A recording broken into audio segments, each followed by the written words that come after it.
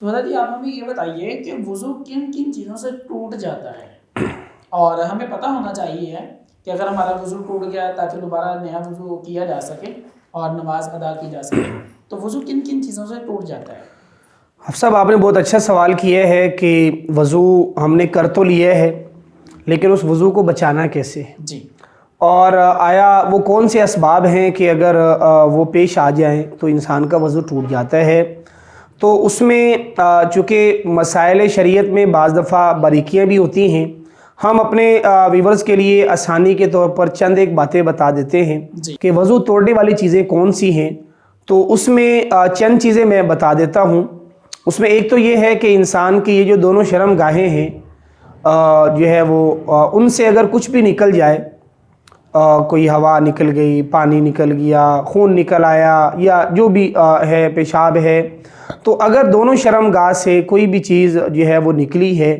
تو اس کے نکلنے سے جو ہے وہ انسان کا وضو ٹوٹ جاتا ہے۔ جی اور کچھ غسل کی متعلقہ باتیں بھی ہیں، لیکن اتنی بات یوں سمجھ لیں کہ جو ہے وہ شرم گاہ سے اگر کوئی چیز جو ہے وہ نکل آئی تو یہ پہلا سبب ہے وضو ٹوٹنے کا۔ جی اور نمبر دو یہ ہے کہ اگر انسان کے جسم میں کہیں سے بھی خون،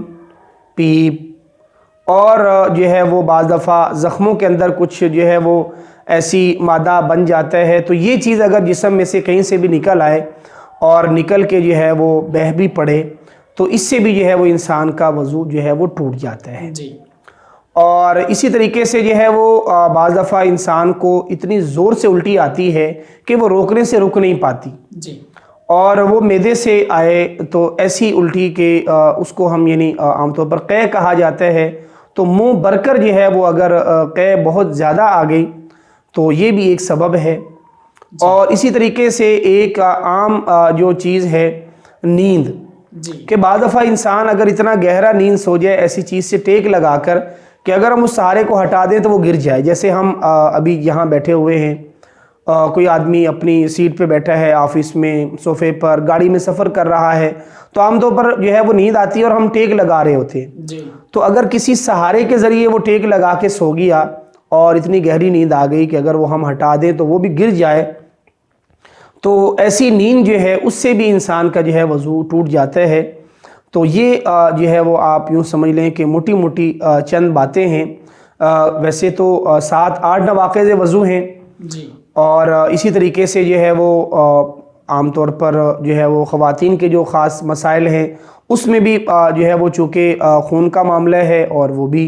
جو ہے وہ خاص پارٹ سے ہے، جیسے ہم نے شروع میں بات کی، جی بالکل تو اس طرح جو ہے وہ یہ چیزیں ہیں۔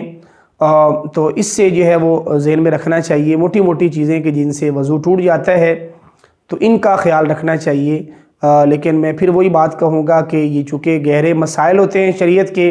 تو بہتر ہے کہ ان کو پڑھا جائے، اور پڑھانے والوں کو چاہیے کہ بچوں کو پڑھائیں، سمجھائیں، تاکہ ایک مسلمان جو ہے وہ بنیادی علوم سے، بنیادی اپنی جو دینی ضروریات ہیں ان سے اچھی طرح واقف ہو۔ جی بالکل۔